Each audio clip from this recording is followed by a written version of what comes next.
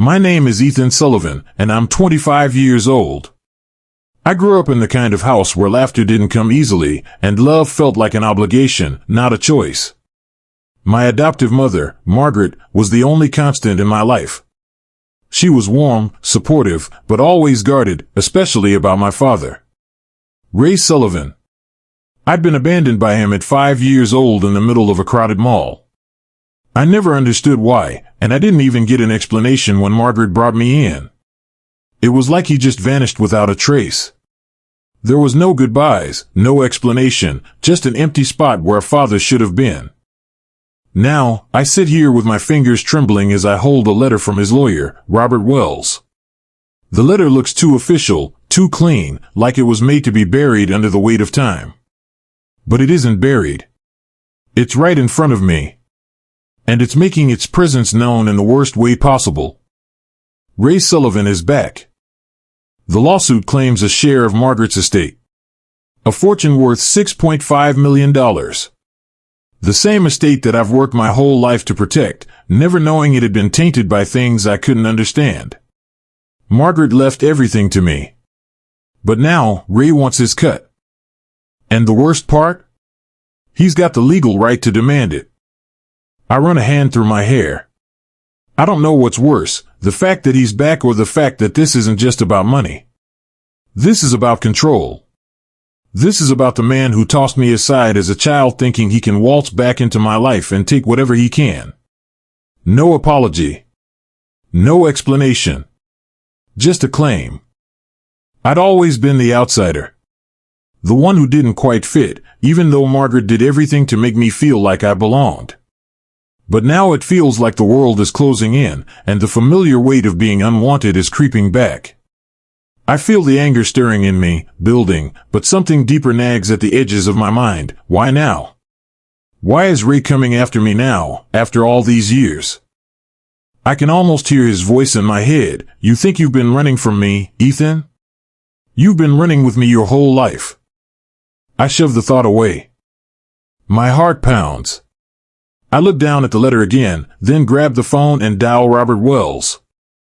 I can almost feel his smirk through the phone as he answers. Mr. Sullivan, he says, his voice like smooth ice, I trust you've received the papers? I'm not settling, I spit out, more confident than I feel. Tell your client to stay the hell away from my inheritance. There's a pause on the other end, the sound of paper rustling faintly in the background. Ethan, you'll need to do more than talk to make that happen. Your father's claim is solid.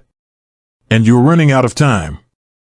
I slam the phone down, the words echoing in my mind. Solid. They don't just want the estate. They want control. They want me under their thumb. I stand up and walk to the window. Chicago's skyline stretches out before me, but it feels like a foreign place now. Every street, every building seems like a reminder that I'm not safe here. That this city, these walls, were built on lies. And I'm just beginning to uncover the truth. The doorbell rings, and I freeze. I wasn't expecting anyone. My breath catches in my chest. There's a voice at the door, muffled but unmistakable. Robert Wells. He's here to deliver something else. Something I don't want to see. I take a deep breath. There's no turning back now. I open the door. Standing there is Wells, holding another envelope. A sealed document. This one has a different weight to it. Something's wrong. Mr. Sullivan, he says, his eyes glinting. This is just the beginning. Before I can respond, I hear a faint sound from behind him. A black SUV, idling on the street. The engine growls low, like a predator lurking. And then, like a knife in the dark, the tension I've been trying to ignore comes crashing down.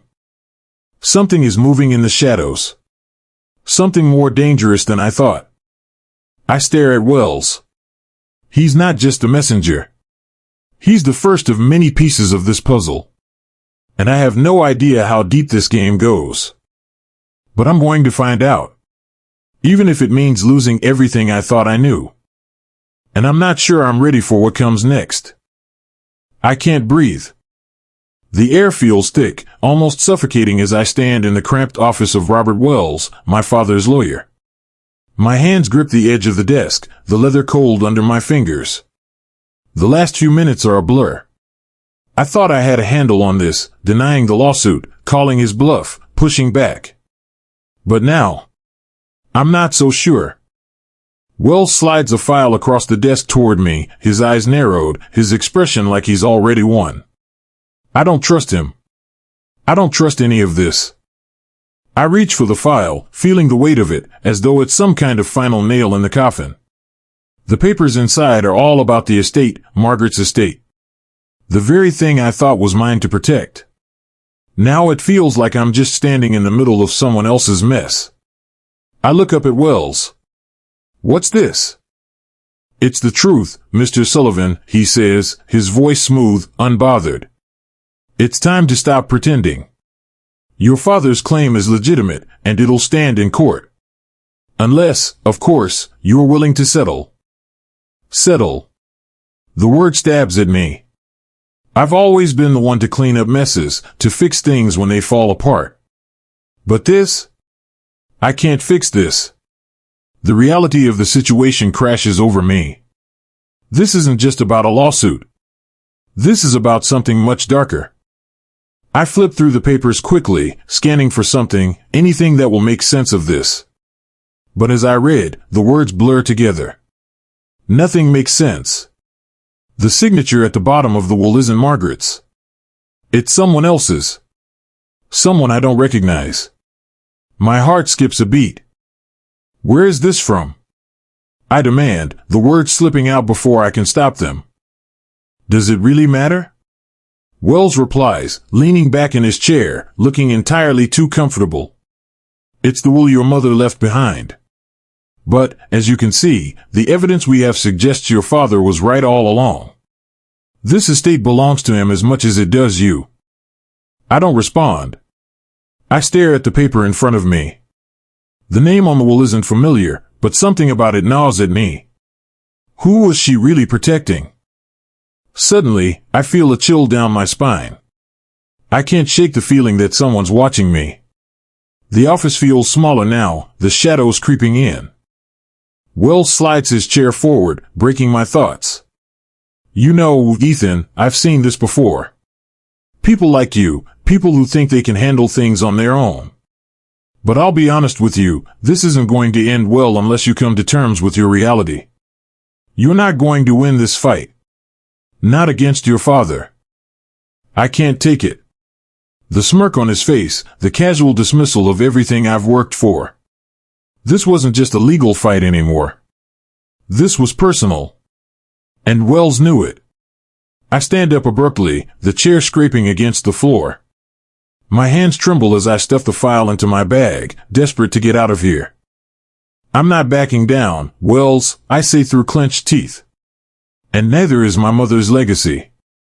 Wells chuckles softly. Your mother's legacy? Don't make me laugh.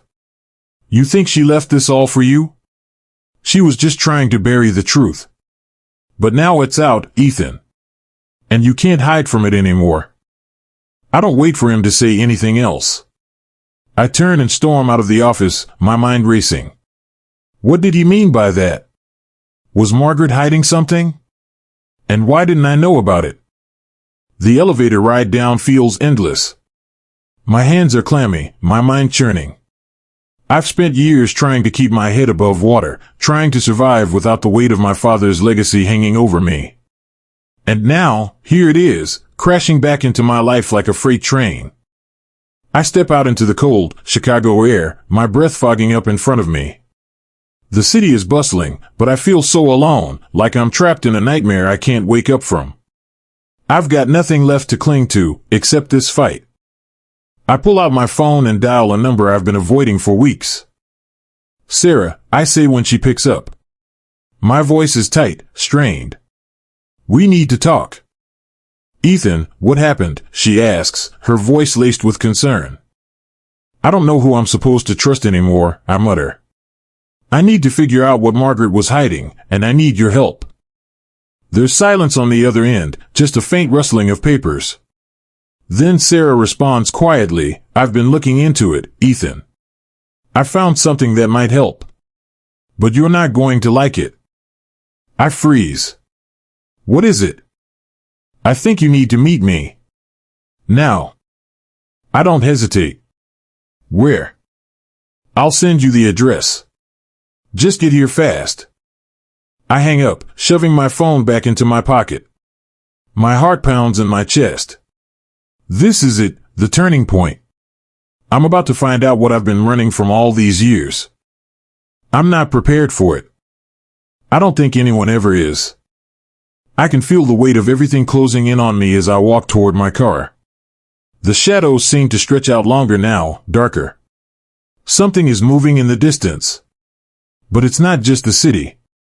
It's my past. And it's not letting go. The feeling of being watched is back. I turn quickly, scanning the street, but I see nothing. Only the flicker of streetlights, the hum of the city. But something's off. I can feel it. And then, just before I open the car door, I hear it, footsteps behind me. Slow, deliberate, like they're meant to be heard. I don't turn around. Not yet. But I know this, the game has begun. And I'm not sure I'll make it out alive.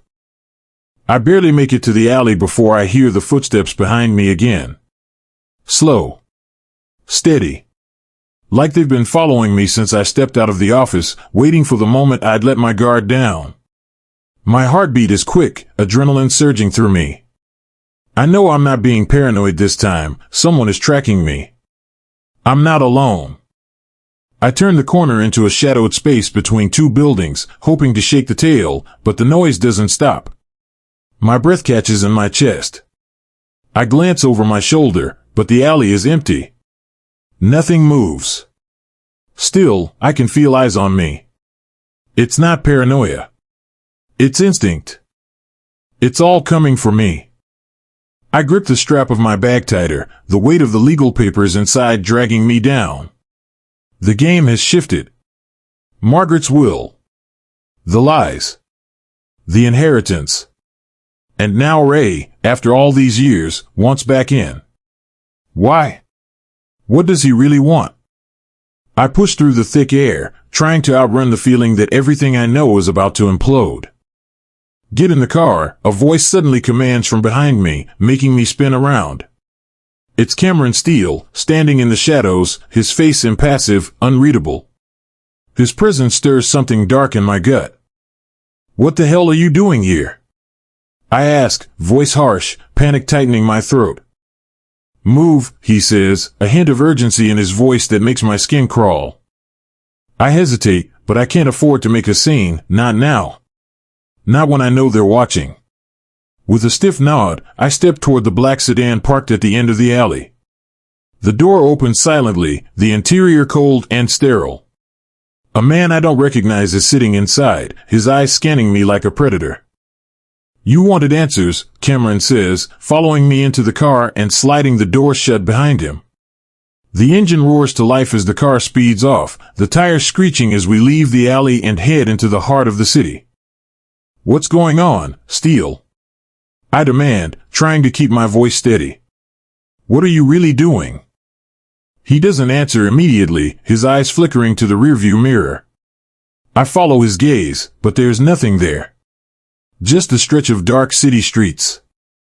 "Do you ever feel like you're being pulled into something bigger than you can handle?" Cameron finally says, his tone casual, but there's an edge to it. "The world you thought you knew. It's never been that simple. All of this? The estate, your father, Margaret, it's just the surface. But you already know that, don't you?" I'm not sure where he's going with this, but I can't take it anymore. "Stop talking in circles," I snap. "Tell me what you know about my father. What's he really after?" Cameron turns his head slowly, locking eyes with me. "Ray didn't abandon you because he didn't want you. He abandoned you because he had no choice. He was trying to keep you out of the picture." My stomach twists.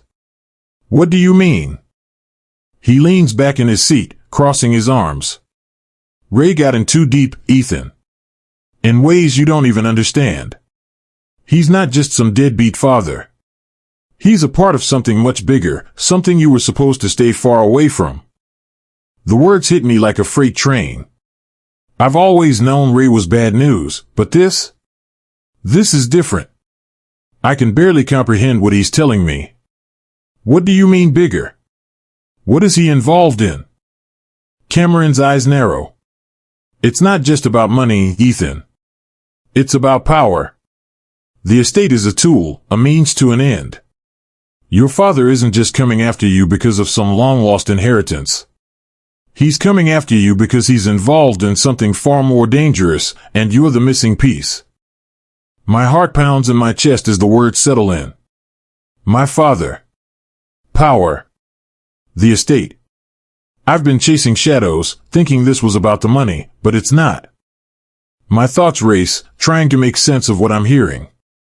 What's bigger than the money? Cameron leans forward. Your father sold you out. For a price. He didn't want to, but he did it anyway. And now, he wants you back in the game. But it's not the game you think it is. The car jolts as we turn sharply, the engine growling beneath us. The tension in my body is almost unbearable. What is Cameron really saying? He knows more than he's letting on. But how much? I'm about to press him for more when the car slows, coming to a stop in front of a rundown building that seems to appear out of nowhere. My pulse spikes. What the hell is this? I ask. Get out, Cameron says curtly, opening the door and stepping out. He doesn't wait for me to respond.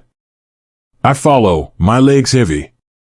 The air is thick with the smell of wet concrete, and the building looms above us like something out of a nightmare. There's a strange chill in the air, like the place is alive with memories of something dark. Cameron leads me through the back entrance. The dim lighting and the stale, musky air make the place feel like a forgotten part of the city. He doesn't speak, just motions for me to follow. We walk down a narrow hallway, the floor creaking beneath our feet. The walls are covered in peeling paint, but there's something about the place that feels wrong. I can't shake the feeling that I'm walking into the heart of something that's been waiting for me. At the end of the hallway, Cameron stops in front of a steel door and unlocks it. The sound of the lock turning echoes down the hall. Inside, there's a table covered in files and old documents. I step inside, but I don't get a chance to look at anything before Cameron speaks again. This is where it all comes together, he says, his voice low, like he's revealing a secret. This is where you'll find out everything about your father. And about your mother. My breath catches in my throat. What does that mean? Cameron doesn't answer. Instead, he pulls a folder from the pile and hands it to me. I flip it open, and my heart drops. The papers inside are old, yellowed, but they're clearly legal documents. There's a name at the top of one of the pages, Ray Sullivan, but what catches my eye is the one thing I didn't expect to see, a signature that isn't his. And beneath that, the symbol of the Nightshade Syndicate. A cold chill runs down my spine. The truth is staring me in the face, and it's worse than I ever could have imagined. My father was never just a deadbeat. He was a criminal. And now, I'm tangled in the mess he left behind. The door slams behind me, and I can feel the weight of it. The darkness presses in from every corner of the room, the faint buzz of a flickering light the only thing that reminds me I'm still alive. My heart is racing, pumping the blood harder in my veins, each beat a reminder that I've stepped too far into something I can't outrun.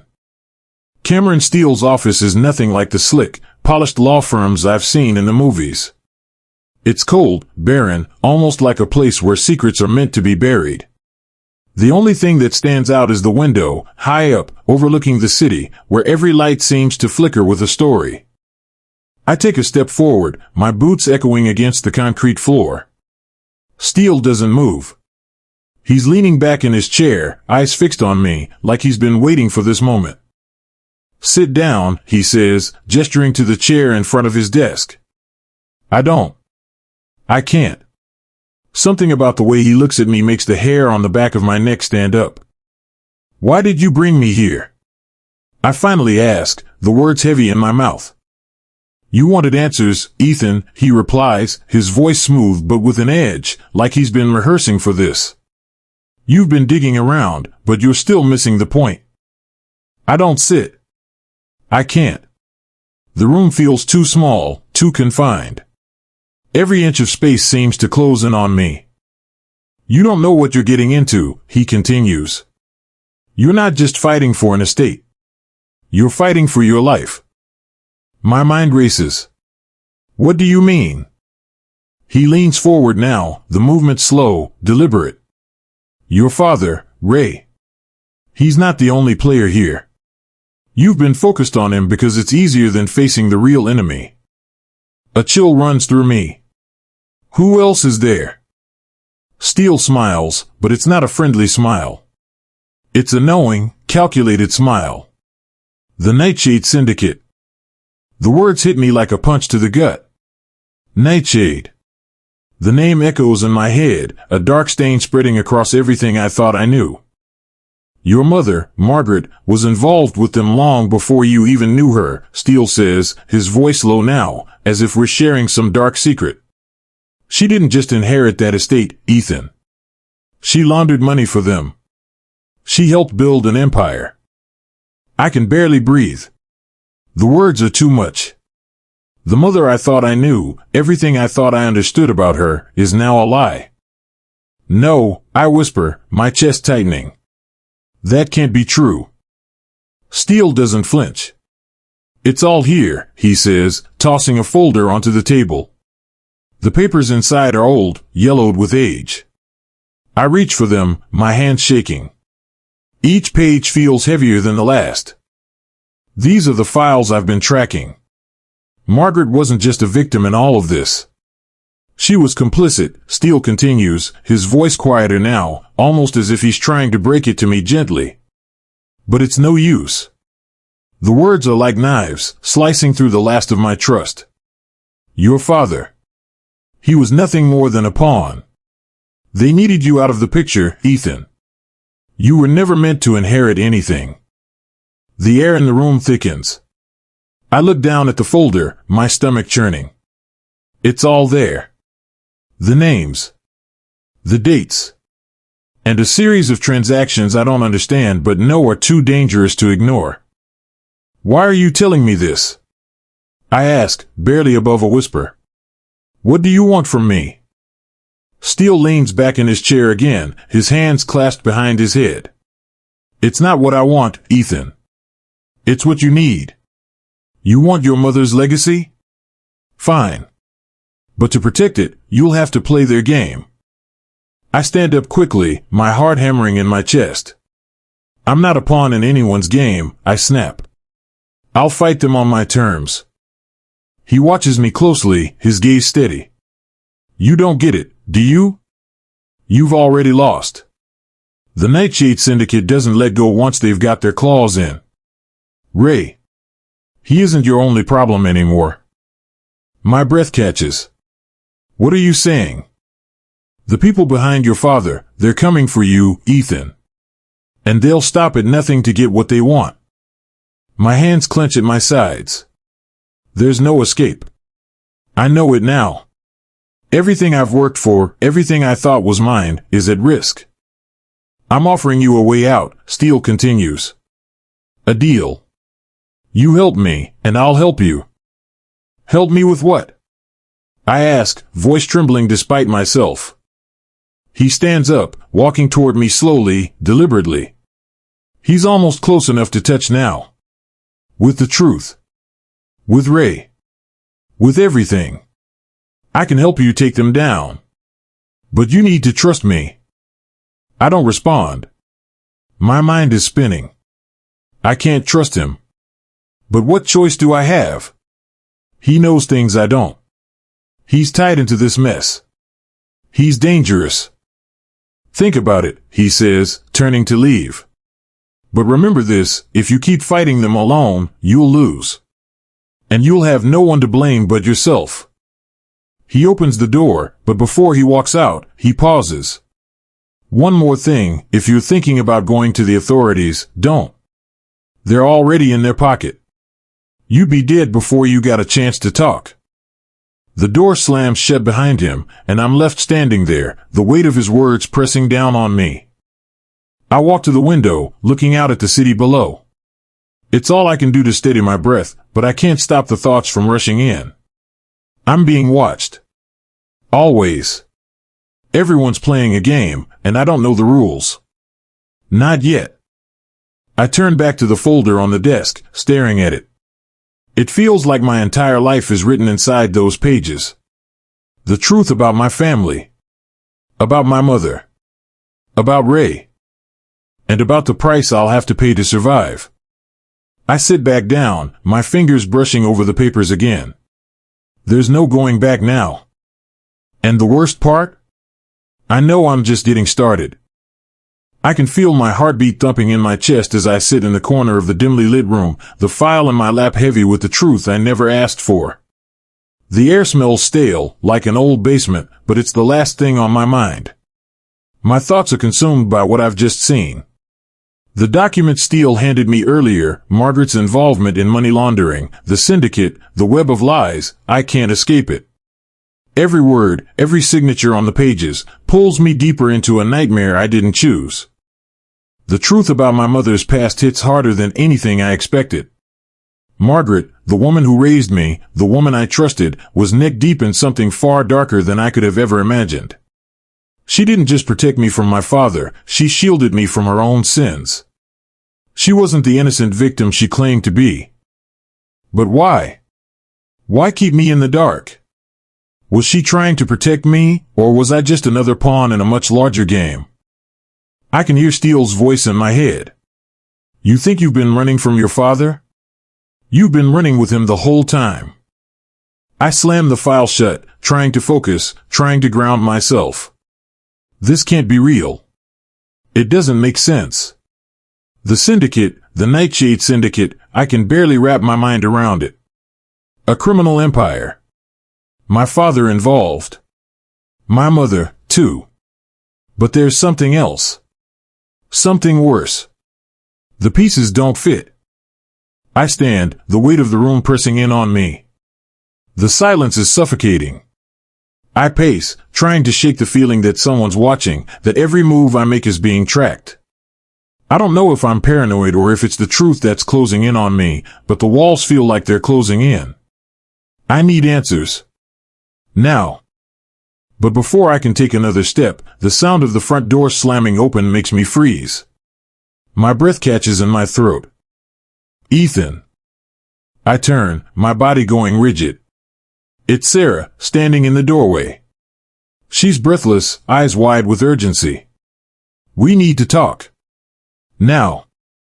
I don't wait for her to say anything else. I grab the file, shoving it into my bag, and follow her out of the room. Something in her voice, something in the way she's looking at me, tells me this is bigger than I thought. We move quickly through the building, my footsteps echoing in the narrow hallway. Sarah's face is pale, her eyes darting around like she's checking for something, someone. I can feel it, too, the tension in the air, the sharp edge of fear. What's going on? I ask, my voice low. I don't know how to say this, Ethan, her voice cracks, but she presses on. There's someone else involved. Someone we didn't expect. I stop in my tracks, the words hitting me like a punch. What are you talking about? She swallows hard, eyes locked on mine. Your father. He didn't just run from the syndicate. He betrayed them. And I think he might have sold you out, too. My head spins, the weight of her words settling like stones in my stomach. Sold me out? What do you mean? Sarah takes a step closer, her hands shaking. I've been digging into the financial records. Your father's accounts. There's a transaction. A huge one, right before he disappeared. And it's tied to the syndicate. A cold shiver runs down my spine. What did he do? I don't know exactly what it means yet, but Sarah hesitates, looking over her shoulder as if she expects someone to be standing there. They're watching you, Ethan. They've always been watching you. I feel the blood drain from my face. The walls feel closer now, the air too thick to breathe. What do you mean, always? When did it start? Sarah doesn't answer right away. She runs a hand through her hair, her face twisted in frustration. I've been trying to track the money, the assets, but it's all smoke and mirrors. Whoever is pulling the strings, whether it's your father, the syndicate, or someone else, has been working behind the scenes for years. It's all so tangled. My thoughts race. Behind the scenes.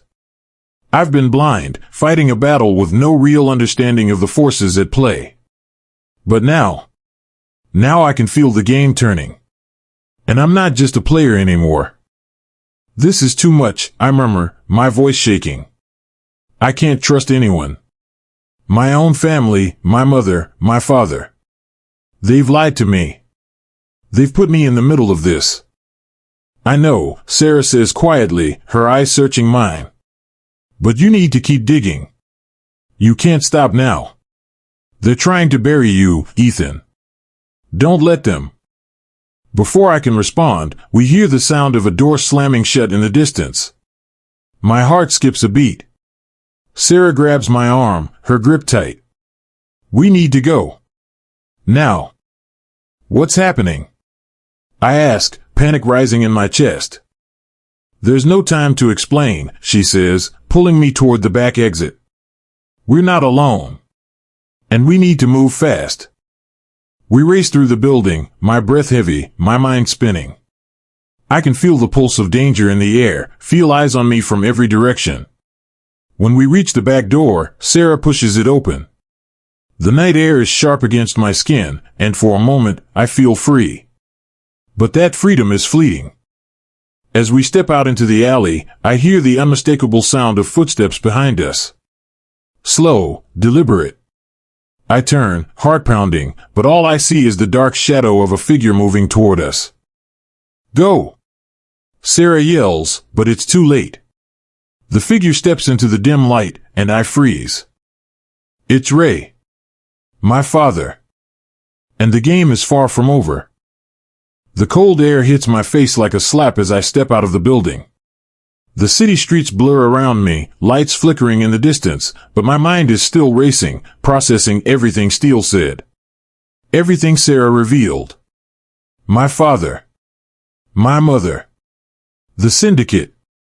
The estate. The lies, the betrayal, the tangled web that has ensnared me since the moment I was born. I can feel the weight of it in my chest, the pressure building until I can barely breathe. The worst part? I'm still not sure who I can trust. Not Sarah. Not Steele. Certainly not Ray. It all feels like one big setup, an invisible hand guiding every move. I'm just a pawn, the one left to pick up the pieces. I look up at the looming buildings, the city I've always known, but now it feels foreign, hostile. Everyone around me is moving, going about their lives, but I feel like I'm in a cage, trapped in a game I never signed up for. But I'm not going to lose. I clench my fists, the cold biting into my skin. They can't have me. Not now. Not ever again. I've spent my whole life running from the truth, but now that I see it, I won't hide anymore.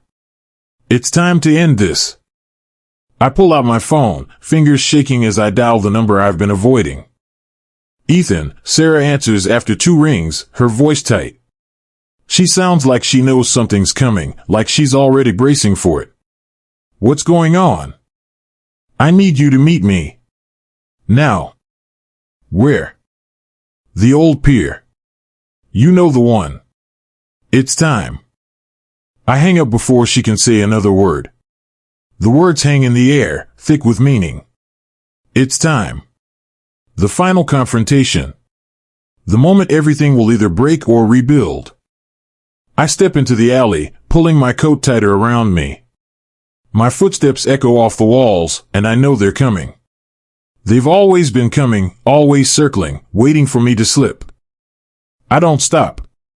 I can't. The pier is cold, the wind off the water cutting straight through me. The old rusted ships creak as they sway against their moorings, a broken reflection of the chaos in my mind.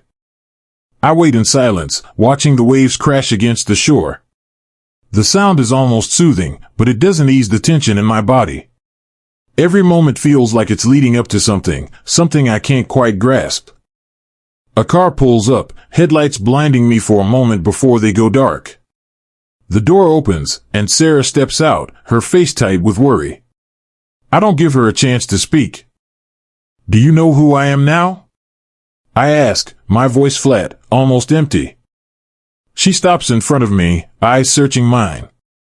What do you mean? I'm not just your little brother. I'm not the guy you've been protecting. I'm not the guy who can be manipulated anymore. I know what they did to me. To us. And I'm not going to let them get away with it. Sarah takes a step back, her eyes wide. Ethan, you can't. I have to, I cut her off. I don't have a choice. I know what they're planning. I know who they're working with. She looks down, taking a deep breath. I've been trying to protect you, she says, her voice strained. But you're right. They've been using you the whole time. The estate, your father, it's all been part of their plan. A chill runs down my spine, but I don't let it show. This is it. The moment everything changes. You can't do this alone, Sarah says, her voice softer now. You're not the only one who's been trapped. I've been in this, too. I nod slowly, the weight of her words sinking in. I've always seen myself as the victim, but maybe she's right. Maybe none of us were free from this. Maybe we were all just pieces on a chessboard. I turn away from her, looking out over the water. No one else is going to control my life. Not Ray. Not the syndicate. Not anyone. I feel the tension in my body release for the first time in years. This is the moment I've been waiting for, the moment I stop being the pawn. But just as I turn to face her, a figure steps out from the shadows. My father. Ray. His presence is a heavy weight in the air, and I can feel my heart racing again. I know this moment is inevitable, but I can't help the anger that rises within me. Ray, I say, my voice cold. He smirks, stepping closer. Did you think you could run from this? From me? From your own blood? I don't answer. I don't need to. The words are meaningless now. He doesn't have control over me anymore. He's nothing but a man hiding behind a legacy of lies. He takes another step, his eyes narrowing. You're not going to walk away from this, Ethan. You've already been bought. Your fate was sealed the moment you were born. Something in me snaps. The old fear, the old self-doubt that kept me locked in a cage of lies and manipulation, it disappears. You're wrong, I say, my voice low but steady. You think you control me? You don't. You never did. Ray stops. He's too close now. I can feel his breath on my face, his eyes searching for the weakness he thinks is still there. But he's looking in the wrong place. And then, in a moment of clarity, I understand everything. This fight, this whole damn war, it was never about the money. It was about power. Control. The people who think they own everything, everyone, just because they can take it. But not anymore. I take a step forward, closing the distance between us. I'm done running, I say, my voice like steel. And I'm done being your pawn. Ray takes a step back, his expression shifting. But it's too late. The walls are closing in, and I know the truth now. You think you've won, he spits. You've just become part of the game. I turn away, stepping toward the water's edge. No, Ray, I say, over my shoulder. I'm not part of the game anymore. And I'm never going back.